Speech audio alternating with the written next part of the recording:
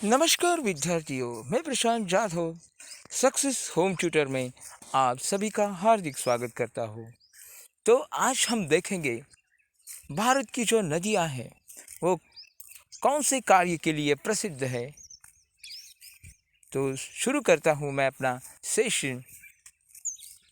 तो हम पहले देखेंगे किस नदी को बृहद गंगा के नाम से भी जाना जाता है।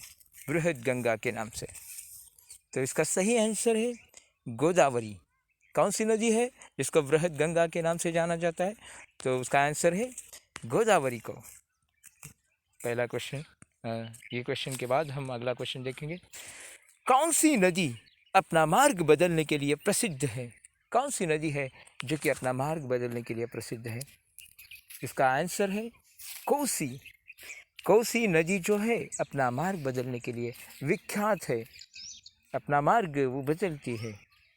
तो ये प्रश्न है बहुत ही महत्वपूर्ण और उसका आंसर ज़रूर आपके ध्यान में रखेंगे।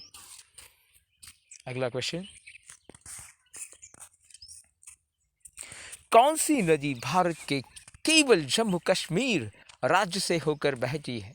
ऐसी कौन सी नदी है जो कि जम्मू कश्मीर से होते हुए बहती है? तो उसका सही आंसर है सिंधु नदी। कौन सी नदी है वो? सिंधु नदी, जो कि जम्मू कश्मीर से होते हुए बहती है। अगला क्वेश्चन।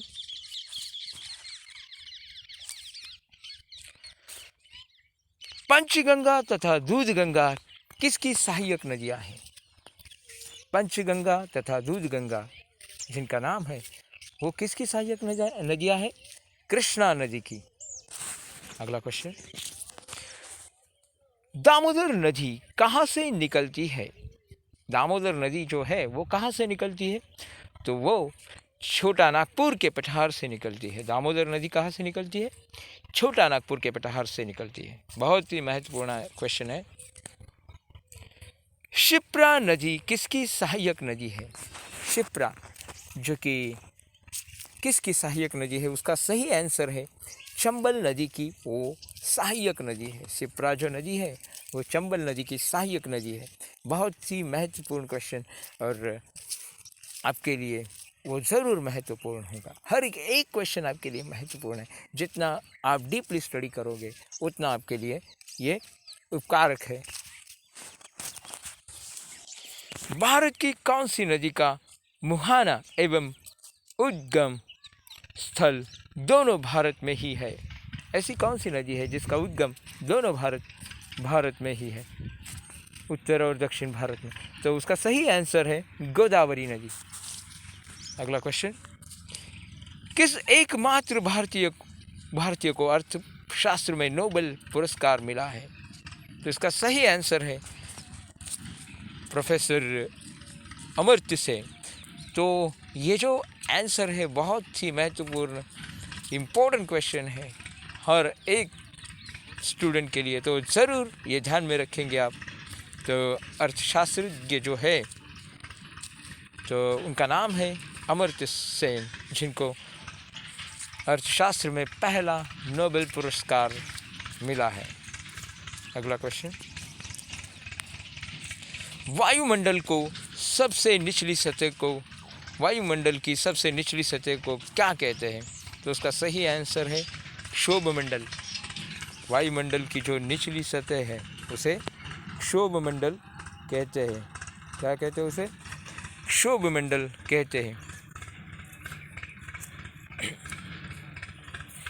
भारत का प्रथम गवर्नर जनरल जिसने सती की प्रथा पर पाबंदी लाई, जो कि स्त्रियों के लिए बहुत ही घातक थी, स्त्रियों का जीना मुश्किल कर दिया उस प्रथा ने।